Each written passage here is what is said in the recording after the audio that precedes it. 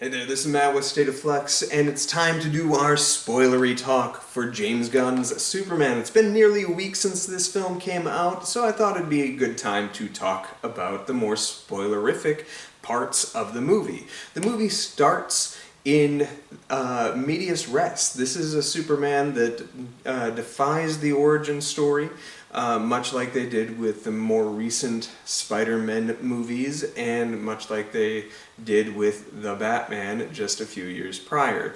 And probably a wise move. Everybody kind of knows big planet go boom, boy come here, he raise, grow up, be Superman. And that's all you really need to know.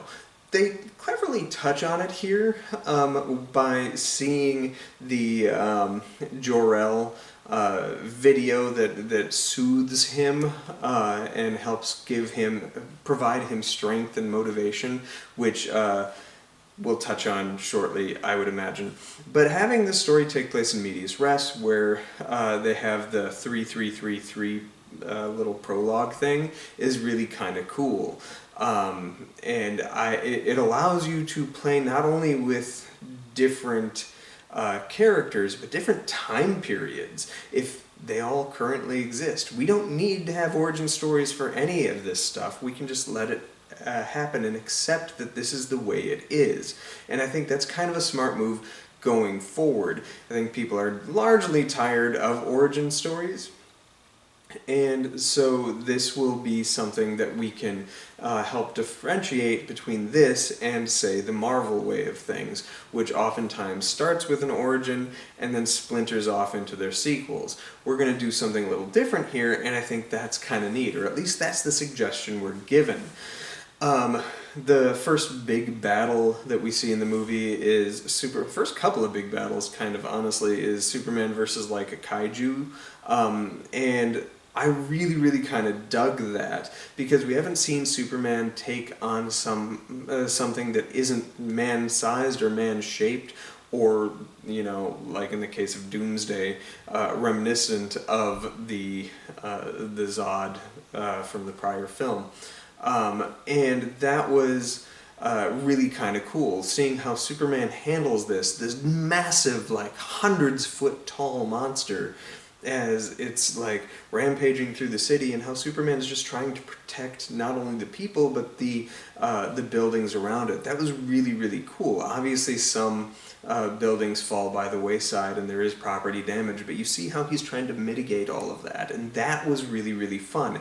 The fact that this is a Superman that goes out of his way to protect those around him is really fantastic, and something that's lacking in, if I'm being honest, most superhero movies. Most superhero movies don't touch on that. What made the Spider-Man trilogy by Sam Raimi so effective and strong is his ever-present notion that he needs to protect the people around him. That's why he's doing this. And even though you don't know who these random extras are, there's quite a bit of care given to making sure that they are protected by the hero. And that lingered for a while in certain movies. I think the first two Avengers films really do this well. But most other superhero movies just kind of forgot about the human element of the hero and started just focusing their attention on the hero saving only people that matter within the story. And if you see extras, it's rare, or they have no genuine threat level to be experienced. This takes it the way of the older style superhero movies, and I really appreciate that. Superman cares for the people around him, and that's what he's trying to do and accomplish, and that mattered to me so much. So I really appreciated that. We're also introduced to the Justice Gang throughout this film, and I really liked how they were included, and they all kind of played an important role, even if it was to provide levity, like Lantern, which, by the way, Nathan Fillion is phenomenal as Guy Gardner. The choice of having Guy Gardner, like the most scumbaggy of the Lantern Corps, was a pretty inspired choice. I like at the end of the movie when he's like stopping things and you see like hands coming up and stuff like that, but occasionally the finger flies, and that cracked me up. His character was so on point, and Fillion was just great with him. But the other characters were also really good. I've always been a fan of Hawkman and Hawkgirl and stuff like that, so seeing her inclusion in this really, really tickled me. It made me very excited. If I could levy one complaint, I think of all the characters in this film, she gets the shortest shrift, and that's a bit disappointing. But at the same time, she also gets the climactic killer hero woman moment, which was pretty cool, where she was like, "I'm not Superman," and then screams and drops. Brilliant. She's great. I've always loved Isabela Merced. Fantastic actress ever since I saw her in I think it was the Dora the Explorer live action movie. She like charmed me in that, and everything I've seen her in, she's always a damn highlight. She's great in this. But Mr. Terrific absolutely steals the film. Of all the characters not core to Superman and Superman lore, he was the one that took complete ownership of the film.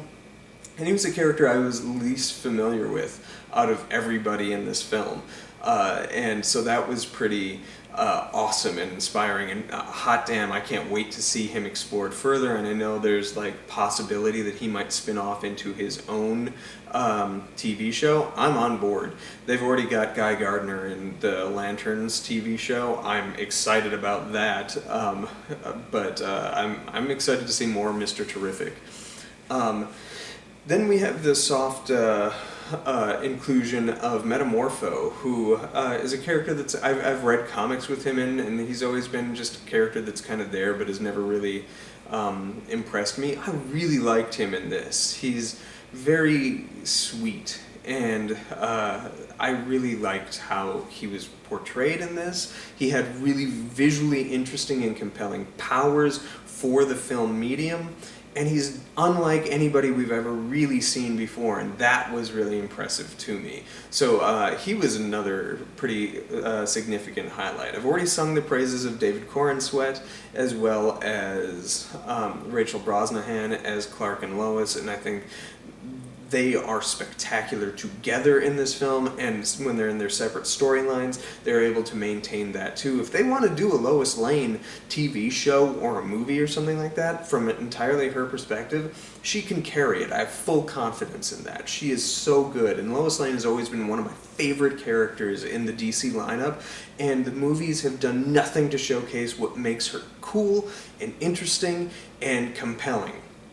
This movie gave you that and suggests that there's more to her, and I want to see that explored, be it in a sequel or a spin-off. Let's bring it. As I say, Corenswet is so good. Give him a couple more stabs at this. He will be in conversations along the same lines as Christopher Reeve for taking complete ownership of this character. He is so incredibly good. He's good looking, he's charming, he plays everything correctly, he's charismatic, while also can play the like mild-mannered kind of guy that you don't see, you look past with Clark Kent. While also being completely competent at his Clark Kent-y job and stuff like that. He does a really good job playing both roles, and I liked that. Nicholas Hoult is fantastic in this movie. I like that the movie kind of pays homage to every other incarnation of Lex Luthor, in that he does have a soft real estate scheme that he has going on in this, but that's not truly what his motivations are or anything like that. It's just sort of like an on the back burner thing. That tickled me. That said, he is really good and really compelling in this. You see a ruthlessness to his villainy. He is not painted as this character that is anything but a villain, yet you understand his motivations, you see where he's coming from, you don't agree with it, but you can see it and understand it. He is not one note, he is complex, he is textured, but he's also villainous. And I think James Gunn has done this a couple of times now, because he did it with the High Evolutionary in his previous film, Guardians of the Galaxy Volume 3, and both times you were given a completely thought-provoking, well-structured supervillain that is nothing but that. There's no sympathy there. They are villainous, and that gives you territory to explore further if you want to try to draw some sympathetic sides, but it doesn't need it, and he doesn't. It's not something that would sustain anything were you to explore some of that, because the villainy is true and powerful, and I liked that, and he's really, really good. Nicholas Hoult is fantastic. It is one of the best portrayals of Lex Luthor, but I hate to say that I don't think it's the best one yet. Give him a couple more stabs at it, and Nicholas Hoult is a phenomenal actor, so he could probably take that control. But I do still give it to Michael Rosenbaum's Supernatural, Smallville performance as the best portrayal of Lex Luthor thus far. But I got my eyes on you, Nicholas Hoult. So, where do we go from here? Supergirl. Supergirl is the one of the two big cameos in the film, the other one being Peacemaker, which was fun to see him show up. I wasn't expecting it, but I really did kind of enjoy seeing that. Of course, he would want to get his 2 cents in on the Man of Steel and his story before we touch on the Jor-El of things. But Supergirl is the other big cameo, and this is one of the criticisms I had as well. I don't think we needed that scene. Like, yeah, it was nice to see that she's there, she's included in this story, and it's her dog. Yeah, that's kind of cute. But I don't love the portrayal of her character in this film. It's not an off-base kind of portrayal.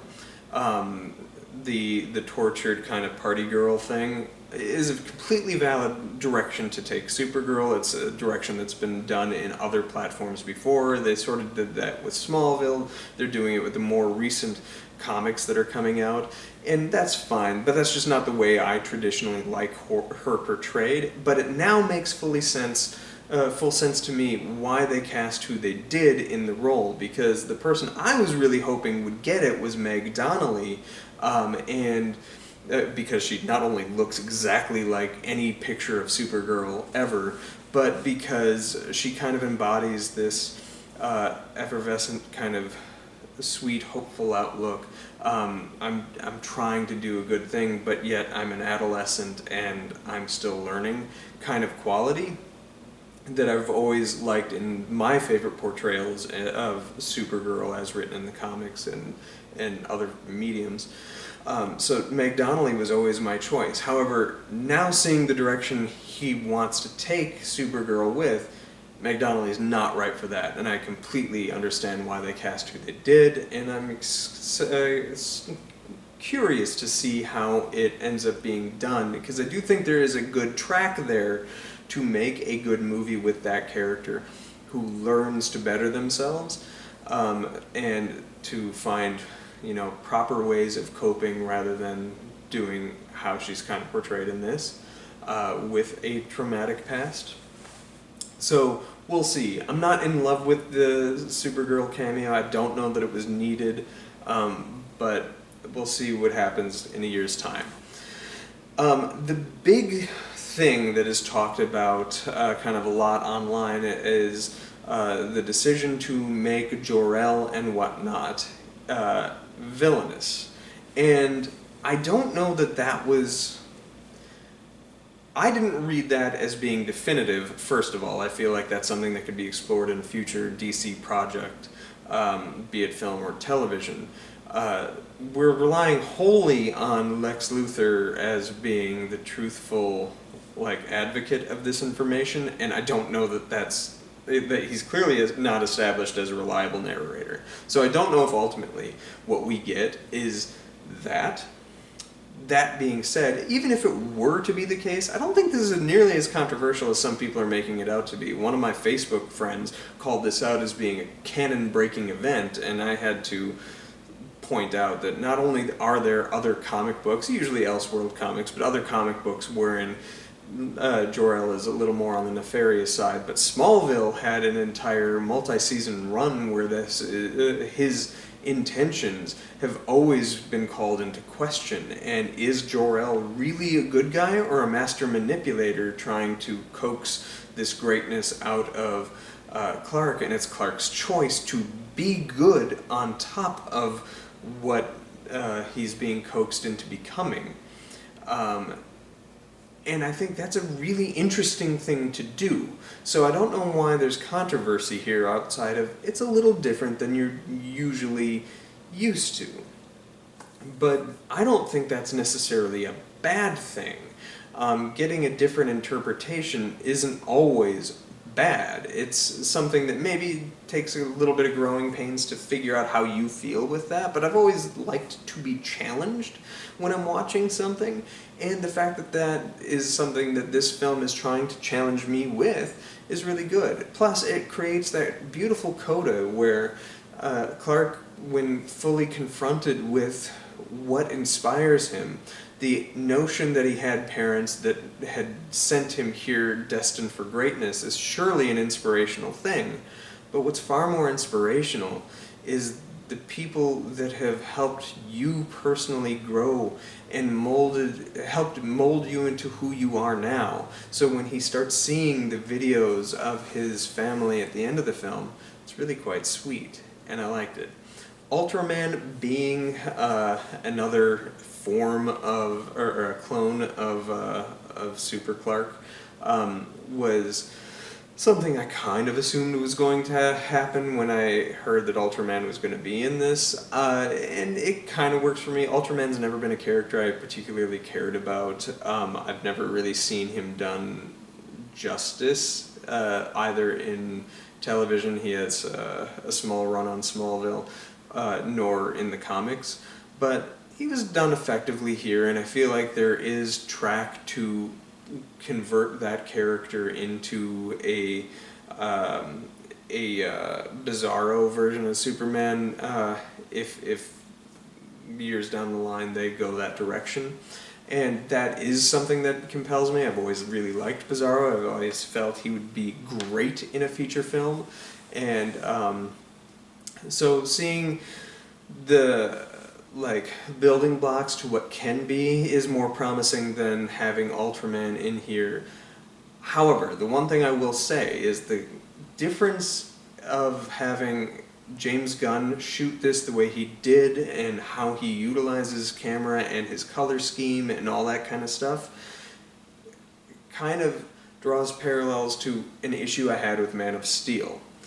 In Man of Steel, when it got to be the final battle between Superman and Zod, the world was never fully established. We got no establishing shots of either Smallville or Metropolis. So when there's battles happening between the two of them and suddenly, like in Metropolis, we had no sense of geography. We had no idea where we were, which made us having to follow everything, all the action just purely looking at the two blurs that are going so fast you can't see who is who, and with the muted color palette, it became hard to even root for the red blur or the black blur because you couldn't tell them apart. And it made for a really underwhelming final battle. Like, the destruction of buildings falling is an interesting visual that is painted pretty compellingly in that sense by Zack Snyder in Man of Steel, but the fighting itself, the combat, just didn't work for me, and the whole climax drops because of that. That was sort of corrected with the beginning of Batman vs. Superman, but within Man of Steel itself, it was very visually hard to follow the action. The way it was framed, the way it was filmed, the lack of geography, and the fact that these characters are hitting each other so hard and so fast, and they're blurring past the screen, you can't tell what's going on. This paints two characters as well. One in the red and blue, one in the brownish gray and black between Superman and Ultraman, and when they're going head to head, The camera gives you a clear sense of your geography around you. They are stationed and level enough to see and be able to follow who's hitting who at what time, even if they are going at the speed of like super fast. And you could follow it. There was no moment of confusion, and I think James Gunn has always been really good at presenting action in a way that is completely digestible at any given moment, and we don't sing his praises in his action shooting abilities enough, even though he's done it consistently good in every Guardians of the Galaxy film, in certainly Suicide Squad. His Suicide Squad movie, I think, was his best directed action, especially with that like Margot Robbie scene with all the bullets and flowers and stuff like that. It's fabulous. He knows how to shoot really visually compelling action that's moves fast, yet you can follow. And that's impressive when you have characters that are moving faster than the eye can catch them. So I give praise to how he shot that, but he doesn't only show Superman in a really compelling and interesting way. The scene with Mr. Terrific and Lois in the bubble is one of the coolest action scenes I've seen in quite a while. I really liked that. The camera is tight on her, you're catching her reaction while also catching glimpses of the chaos just beyond her. It's really, really visually interesting, and I can't wait to watch that scene on repeat, because I want to be able to follow everything. There's so much going on, yet it doesn't feel busy, or busier than it's supposed to. It doesn't lose you, it keeps you pulled in. And there's so much information going on, you want to drink it all in. And that was really neat. So yeah, I've sung the praises of this film quite a bit. My only real complaint of the film is I really didn't like that Supergirl cameo. I found it kind of unnecessary. And as mentioned in my non-spoiler review, this film does lift a joke directly from the Avengers. And this is the second time that joke theft by James Gunn has happened. And the scene in question is in the Avengers when Loki is confronting the Hulk, and then Hulk just picks him up and does the ragdoll thing. He did that again in Guardians of the Galaxy in the long hall where Groot just shoots out his arm and then just starts like banging all the random people up and down and stuff like that. It's basically the same visual joke. And then he does it again here with Crypto and Lex Luthor, and I was like, okay, man, like, it is funny, but it's not even your joke. So that did bother me a titch. That being said, if those are my only complaints about this movie, that's pretty fantastic. I really liked it. It offered hope and optimism. I like that it didn't involve a final confrontation between Lex and Clark that went like fisticuffs. It was a conversation that Clark needed to have to talk to Lex person to person, to try to just get through to him that living is hard, and just doing it every day makes him like everybody else, even though he's not like anybody else. And that they can share the same experience because everybody's going through a shared experience. That was so good and interesting and moving, and a message that I think this world needs to hear. And the fact that people are getting all up in arms, that some people are getting all up in arms that the mere notion of kindness and doing good in the world could be something that is to be looked down on or is of political motivation is pretty disappointing and kind of telling about the world we're living in. This is a person that we need right now. He isn't the man of tomorrow, but he can show us the way. He is the man we need right now. And that's what I loved about this Superman. I thought the fact that it shined this beacon of hope in a time that feels, quite frankly, pretty hopeless was really important. And that is why it's one of my favorite films of the year and one of my favorite superhero movies of all time. I think this is one of the 5 best DC films ever produced, and I can't wait to watch it again and see what more we have coming our way. And James Gunn really does kind of elevate his work with each step forward. He started with scrappy little horror films of questionable quality, and with each film that comes out next, he finds at least something interesting to say. It doesn't have to be complex. It doesn't have to be earth-shattering, but he gives you something that he needs to address with an audience, and oftentimes it connects, and it connects emotionally, and I really, really appreciated that. This is a fantastic movie, one of my favorites of the year. Let me know what you thought of in the comment area down below. Let those spoilers fly. Thanks for watching this really long video. Peace.